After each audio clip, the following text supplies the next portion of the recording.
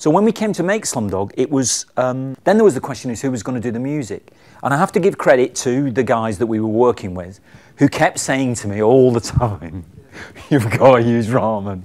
You've got to use AR Rahman. And I was like, and I kind of knew his stuff, and they said, you've got to meet him. It's very difficult to describe. Obviously, it's one of the themes of Slumdog Millionaire, that everything is sort of fated, really. And they knew I was going to end up using AR Rahman. After Lagaan, Swades and Jodha Akbar, Ashutosh Gowariker and Rahman were getting ready for their 4th film together. What's Your Rashi? That's when fate intervened. Danny Boyle called Rahman. I guess it's destiny. No one can plan. I was in a state where, again, I was doing a lot of movies, and I get this email from Danny Boyle.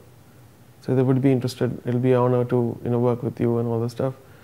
So when I heard about Trainspotting, I never saw the movie, and realized this potential with soundtracks. It was an amazing year for soundtracks, and that excited me a lot. So like, if he's so right about soundtracks, I mean, to work with him, you can learn a lot of things which you don't know in this sensibilities. So I had to leave Ashutosh. I speak to Ashutosh and said, I can't do your movie. I want to do this movie. Because he was shooting in a very similar time frame. So that happened, and then he had already shot the movie by then. In the 3 months of communication, he already finished shooting. And we kept missing opportunities of meeting. Every time we would fix some time, I would be busy or he would be busy.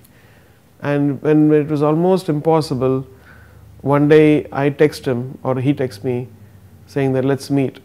I am in this hotel. And he said, I am in the same hotel, another floor. Anyway, I met him. We had a lovely meeting. He's very quiet, doesn't talk a lot. He's a musician, he talks through his music. So we met for breakfast when he just gave the DVD. He said, see this. And again, I had it in my hand for a week. I didn't see it. And one night I was restless and I was watching this, and I was amazed by what potential it had. And then 3 weeks, 4 weeks, we just went like a machine, doing crazy things and sending it to him. And he would say, I like this, I like that. And we got on very well. And then we started work. And when we edited the film here, and he was wonderful because he worked for most of the movie. He had a little studio in Tufnell Park in London. And this was before he built the studio. He's built a big studio in LA, which I haven't seen yet. He keeps inviting me to, but I'm never there. So, but we worked in Tufnell Park. And I would work in the editing room during the day, and then like about 8 o'clock at night, I'd go up to his place. And he's like all musicians are the same. They don't really start working until the sun's gone down, and then they begin to work. And it's exhausting because they work through the middle of the night. So we'd be sat there, and they'd have all these people turning up from the West End. So all these people who are in Lion King, all these musicians, singers, performers, they'd all turn up for him at 11 o'clock at night when the show would come down. And I'm like exhausted, like, and we just, he's just getting going. He's just getting started. You could probably cut that. You can cut that note if you want. Sure. That note.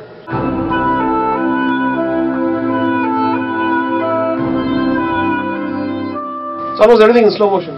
Okay.